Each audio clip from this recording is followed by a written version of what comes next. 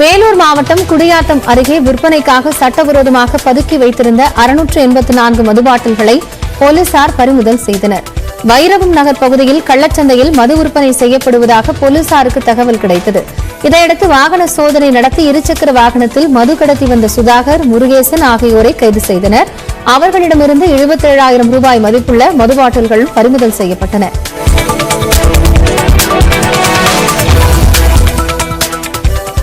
சிவகங்கை மாவட்டம் காரைக்குடி அருகே ஓட்டுநர் மதுபோதையில் செல்போன் பேசியபடி இயக்கியதால் கல்லூரி பேருந்து கவிழ்ந்து விபத்திற்குள்ளானது. அமராவதி புதூரில் உள்ள தனியார் கல்லூரி மாணவ மாணவிகள் சென்ற பேருந்தை விக்னேஷ் என்பவர் ஓட்டி வந்தார். இந்த பேருந்து ஆலம்பட்டு அருகே சாலையில் கவிழ்ந்து விபத்திற்குள்ளானதில் 20க்கும் மேற்பட்டோருக்கு காயம் ஏற்பட்டது.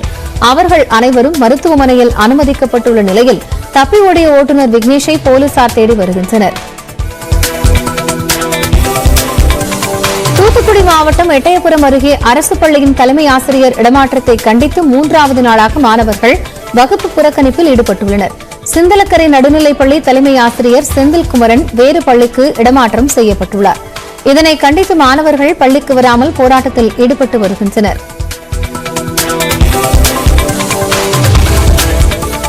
தென்காசி மாவட்டம் கடையநல்லூர் அருகே வடிவேலு பாணியில் குளத்தை காணவில்லை என விவசாயிகள் போஸ்டர் ஒட்டியதால் பரபரப்பு ஏற்பட்டது. மங்களாபுரம் கிராமத்தில் விவசாய நிலங்களுக்கு பாசன வசதி பெற்று வந்த பன்னீருக்கை பெரியகுளம் மற்றும் கால்வாய் பகுதியில் உள்ள ஆக்கிரமிப்புகளை அகற்ற வேண்டும் என மாவட்ட நிர்வாகத்திடம் பொதுமக்கள் பலமுறை எச்சரிக்கை விடுத்தனர். இதுவரை நடவடிக்கை எதுவும் எடுக்கப்படாத நிலையில் குளத்தை காணவில்லை என்று போஸ்டர் ஒட்டியுள்ளனர். பன்னீர் பெரியகுளம் ஊரணி மற்றும் சிவசங்கரன் நாராயணபேரி கால்வாயை காணவில்லை என்று கடந்த 5-6 மாதங்களுக்கு முன்பாக மாவட்ட ஆட்சித்தலைவரிடம் மனு கொடுத்திருந்தோம். இந்த மனு மீது எந்த நடவடிக்கையும் எட்டப்படவில்லை என்பதால் கடந்த திங்கட்கிழமை அன்று மீண்டும் இந்த நம்ம ஏற்கனவே கொடுத்த மனுவின் மீது எடுக்கப்பட்ட நடவடிக்கை என்ன என்பது குறித்தும் மீண்டும் இந்த குளத்தை மீட்டு தர சொல்லியும் நாங்கள் கிராம விவசாயிகள் சார்பாகவும் பொதுமக்கள் சார்பாகவும் நாங்கள் ஏற்கனவே இப்ப மனு கொடுத்திருக்கிறோம். இவ்வளவு நாள் ஆயிடுச்சு, இன்ன வரைக்கும் யாரும் ஒரு கேர் கூட பண்ணல. அதுதான் ரொம்ப வருத்தம் அளிக்கிற மாதிரி இருக்குது. மயிலாடுதுறை மாவட்டம் சீர்காழி கோமலவள்ளி அம்மன் கோயில் மாசி உற்சவத்தை முன்னிட்டு திரளான பக்தர்கள் பால் குடங்களுடன் காவடி எடுத்து நேர்த்திக்கடன் செலுத்தினர். கோயிலில் அம்மனுக்கு சிறப்பு அலங்காரம் செய்யப்பட்டு அபிஷேகம், தீபாராதனை காட்டப்பட்டது. பக்தர்கள் கஞ்சி வார்த்தும் வழிபாடு செய்தனர்.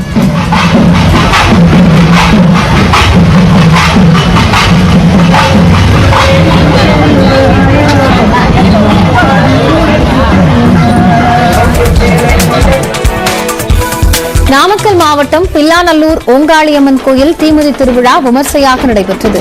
ஓங்காளியம்மன் தீமிதி திருவிழாவை தொடர்ந்து நடைபெற்ற தீமிதி விழாவில் வெள்ளை உடை அணிந்து கையில் தீச்சட்டியோடு பக்தர்கள் தீமிதித்தனர். கோயிலை 3 முறை வலம் வந்தும் 3 முறை பக்தர்கள் தீமிதித்தனர்.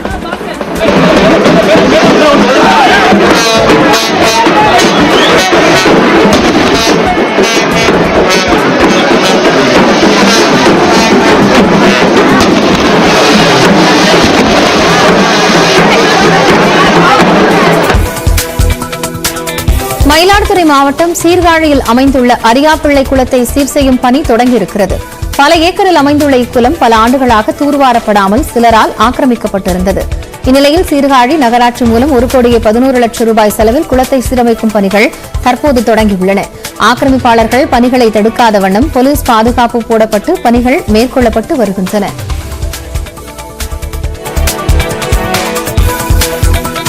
ஈரோடு மாவட்டம் பெருந்துறை அருகே இருசக்கர வாகனங்கள் நேருக்கு நேர் மோதி ஒருவர் உயிரிழந்த சிசிடிவி காட்சி வெளியாகியிருக்கிறது. குன்னத்தூர் சாலையில் பேருந்தை முந்திச் செல்ல முயன்ற இருசக்கர வாகனத்தின் மீது எதிரே வந்த மற்றொரு இருசக்கர வாகனம் நேருக்கு நேர் மோதியது. இந்த விபத்தில் ஞானபிரகாஷ் என்பவர் சம்பவ இடத்திலேயே உயிரிழந்தார். படுகாயமடைந்த கபிலன், ஜெயஸ்ரீ பாலாஜி ஆகியோர் தனியார் மருத்துவமனையில் அனுமதிக்கப்பட்டுள்ளனர்.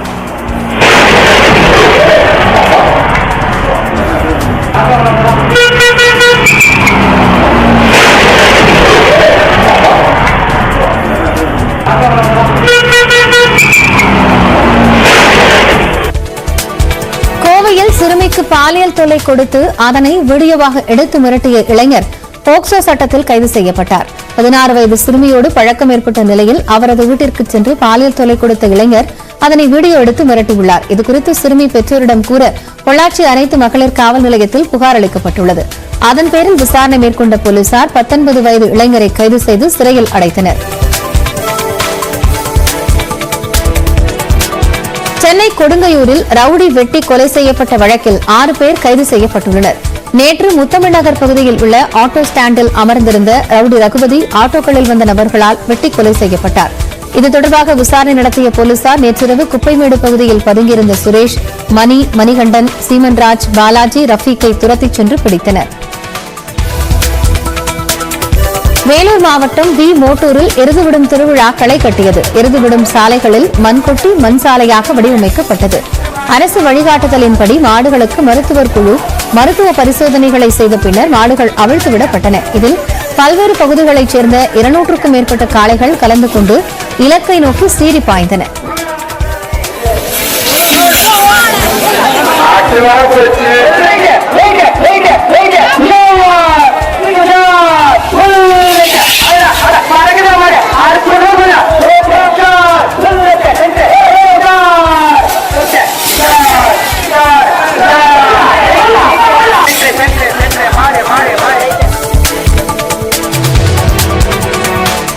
மதுரை திருமங்கலம் அருகே போலி பஸ் பாஸ் தயாரித்து இலவசமாக பயணம் செய்து வந்த நபர் கைது செய்யப்பட்டுள்ளார். அரசு பள்ளி ஒன்றில் லேப் டெக்னீஷியனாக பணியாற்றி வரும் இவர் நடத்துனருக்கான பஸ் பாஸை தனது பெயரில் போலியாக உருவாக்கி இலவசமாக பயணித்துள்ளார். இதனிடையே டிக்கெட் பரிசோதகரின் விசாரணையில் சிக்கிய அவரை போலீசார் கைது செய்தனர்.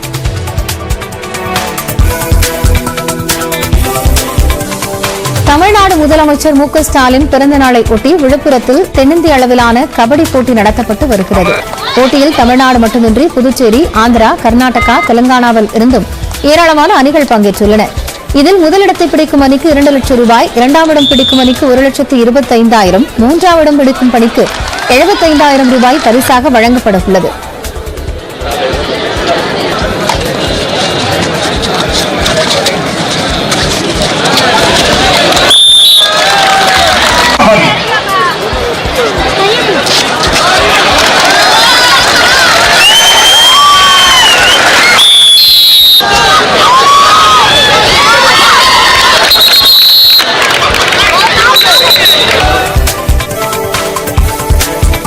கோவையில் கழிவுநீர் சாக்கடைக்குள் தவறி விழுந்த பசுமாட்டை கான்கிரீட் தளத்தை உடைத்து தீயணைப்பு துறையினர் மீட்டனர்.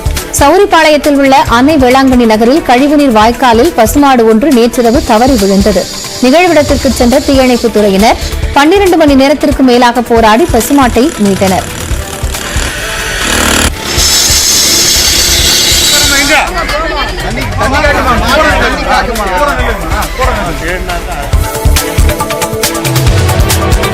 ஈரோடு மாநகராட்சி மயானத்தில் சடலங்களை எரிப்பதில் சந்தேகம் இருப்பதாக ஊழியர்கள் மீது அதிகாரிகள் காவல் நிலையத்தில் புகார் அளித்துள்ளனர்.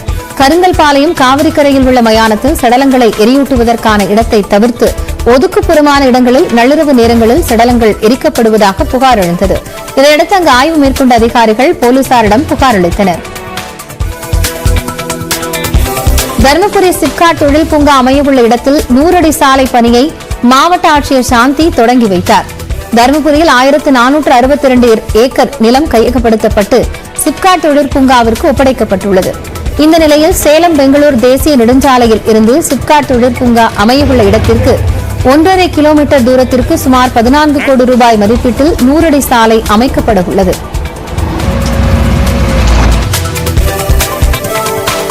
தமிழ்நாடு நெடுஞ்சாலைத்துறை சாலை பணியாளர்கள் சங்கத்தினர் திருநெல்வேலியில் பட்டை நாமம் போட்டுக்கொண்டு ஆர்ப்பாட்டம் நடத்தினர். 41 மாத பணிநீக்க காலத்தை பணிக்காலமாக மாற்ற வேண்டும், கருணை அடிப்படையிலான வாரிசு பணி நியமனம், 10% ஆபத்துப்படி உள்ளிட்ட கோரிக்கைகளை வலியுறுத்தி மாவட்ட கண்காணிப்பு பொறியாளர் அலுவலகம் முன்பாக ஆர்ப்பாட்டம் நடைபெற்றது. திருநெல்வேலி, தூத்துக்குடி, தென்காசி, விருதுநகர் மாவட்டங்களைச் சேர்ந்த பணியாளர்கள் இந்த போராட்டத்தில் பங்கேற்றனர்.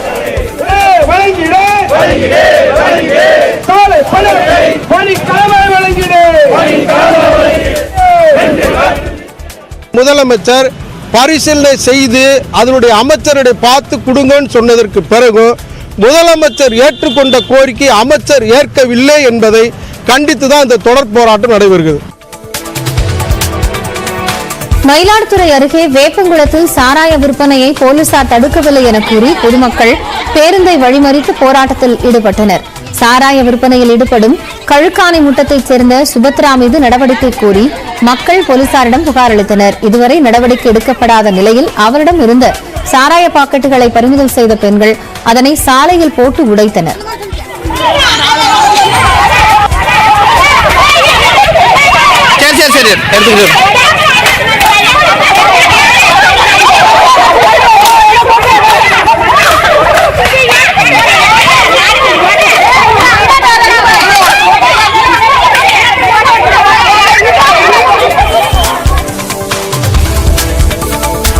சொத்து தகராறு காரணமாக இருதரப்பிடையே ஏற்பட்ட மோதலில் திருப்பத்தூர் அரசு மருத்துவமனையின் கண்ணாடிகள் உடைக்கப்பட்டன. சொரங்கன் வட்டம் பகுதியைச் சேர்ந்த சகோதரர்கள் தாமோதரன் ஜானகிராமனுக்கு அதே பகுதியைச் சேர்ந்த திருமூர்த்தி குமரேசனுக்கும் இடையே மோதல் ஏற்பட்டுள்ளது.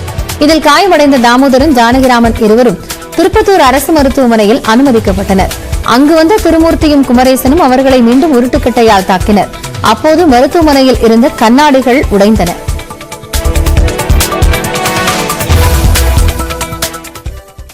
அனைத்து சாதியினரும் அர்ச்சகராகலாம் என்ற திட்டத்தின் கீழ் வயலூர் முருகன் கோயிலில் நியமிக்கப்பட்ட 2 அர்ச்சகர்களை பணி நீக்கம் செய்தது தொடர்பாக மேல்முறையீடு செய்யப்படும் என்று இந்து சமய அறநிலையத்துறையின் அமைச்சர் சேகர் பாபு தெரிவித்துள்ளார்.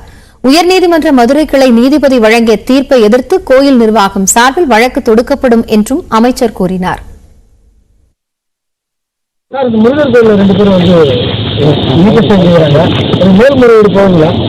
நிச்சயமாக சட்ட வல்லுநர்களோடு கலந்து ஆலோசித்துக் கொண்டிருக்கின்றோம்.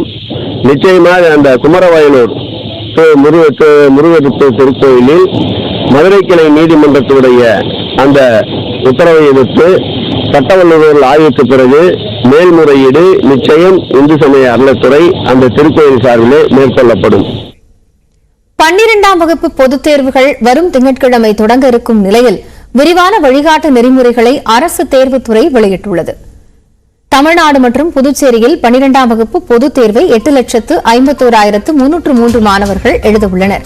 தமிழ்நாட்டில் 3,185 மையங்களிலும் புதுச்சேரியில் 40 மையங்களிலும் மாணவ மாணவிகள் தேர்வெழுத ஏற்பாடு செய்யப்பட்டுள்ளது. இந்நிலையில் பொதுத் தேர்வில் மாணவ மாணவிகள் கடைபிடிக்க வேண்டிய வழிகாட்டு நெறிமுறைகள் குறித்து அரசு தேர்வுத்துறை வெளியிட்டுள்ளது. அதன்படி தேர்வறையில் மாணவ மாணவியர் மற்றும் ஆசிரியர்கள் செல்போன் பயன்படுத்த தடை விதிக்கப்பட்டுள்ளது. பொதுத் தேர்வில் ஆள்மாறாட்டம் செய்தால் பிடிபடும் மாணவர் அல்லது மாணவி தேர்வெழுத வாழ்நாள் தடை விதிக்கப்படும் என்றும் எச்சரிக்கை விடுக்கப்பட்டுள்ளது. காப்பி அடித்தல், விடைத்தாட்களை மாற்றி எழுதுதல் உள்ளிட்ட முறைகேடுகளில் ஈடுபட்டால் பிடிபடும் மாணவர் அல்லது மாணவி ஓராண்டு தேர்வெழுத தடை விதிக்கப்படும் என்றும் அறிவிக்கப்பட்டுள்ளது. ஒழுங்கின செயல்களுக்கு உடந்தையாகவோ அல்லது ஊக்கப்படுத்தவோ பள்ளி நிர்வாகங்கள் முயன்றால் பள்ளியின் அங்கீகாரம் ரத்து செய்யப்படும் என்றும் எச்சரிக்கை விடுக்கப்பட்டுள்ளது. தேர்வுகளில் முறைகேடுகளை தடுப்பதற்காக 3100 பறக்கும் படைகள் அமைக்கப்பட்டுள்ளதாகவும் வினாத்தாள் கட்டுக்காப்பு மையத்தில் துப்பாக்கி ஏந்திய போலீசார் 24 மணி நேரமும் பாதுகாப்பு பணியில் ஈடுபடுவார்கள் என்றும் அரசு தேர்வுகள் துறை அறிவித்துள்ளது.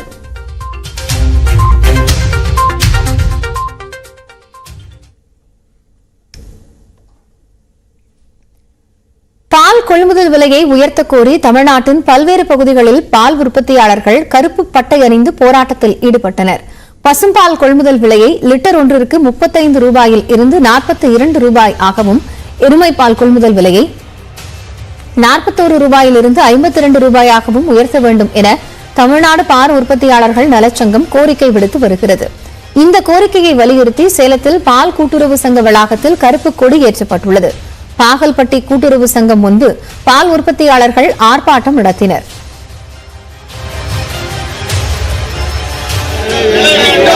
பால் விலை உயர்வு வேண்டும், விலை வேண்டும், விலை வேண்டும், பால் விலை உயர்வு வேண்டும். தமிழக அரசு பால் விலையை உயர்த்தி கொடு. ஈரோடு மாவட்டம் நசியனூர் ராயபாளையத்தில் உள்ள கூட்டுறவு சங்கத்தில் கருப்பு கொடியேற்றி பால் உற்பத்தியாளர்கள் ஆர்ப்பாட்டம் நடத்தினர். கருப்பு கொடி காட்டும் போராட்டம் வரும் 17ஆம் தேதி வரை நடைபெறும் என்றும், கோரிக்கைகள் நிறைவேற்றப்படாவிடில் பால் நிறுத்த போராட்டத்தில் ஈடுபடுவோம் என்றும் மாடு வளர்ப்போர் தெரிவித்துள்ளனர்.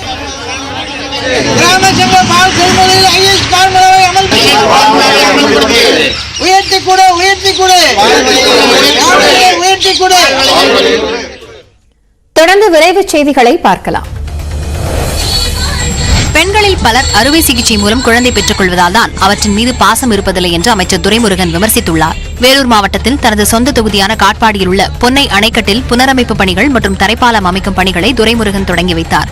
இதையடுத்து பேசிய அவர், மகளிருக்கான உரிமை தொகை உட்பட அனைத்து பாக்கிகளையும் நிவர்த்தி செய்துவிட்டுதான் அடுத்த தேர்தலில் வாக்கு கேட்க வருவோம் என்றார்.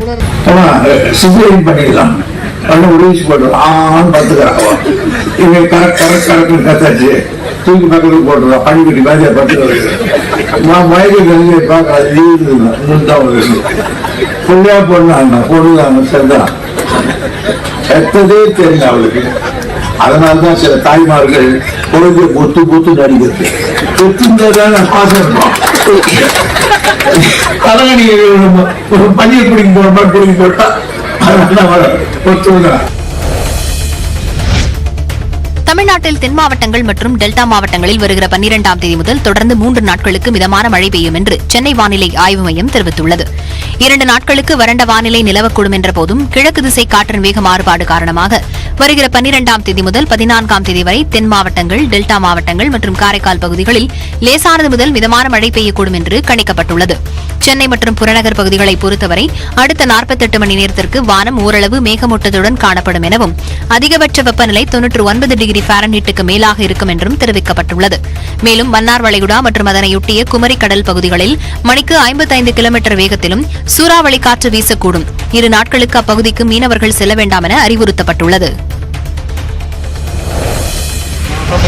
சென்னை எண்ணூர் கொசஸ்தலை ஆற்றின் நீர் திடீரென மஞ்சள் நிறமாக மாறிய நிலையில் மாசு கட்டுப்பாட்டு வாரியம் மற்றும் மீன்வளத்துறை அதிகாரிகள் நேரில் ஆய்வு செய்தனர்.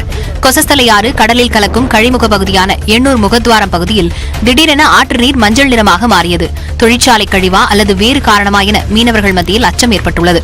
இது தொடர்பாக ஆய்வு மேற்கொண்ட அதிகாரிகள் மஞ்சள் நீரை பரிசோதனைக்காக எடுத்துச் சென்றனர். பிரதமர் நரேந்திர மோடி வருகிற 23ஆம் தேதி தமிழ்நாடு வரவுள்ளதாக தகவல் வெளியாகியுள்ளது.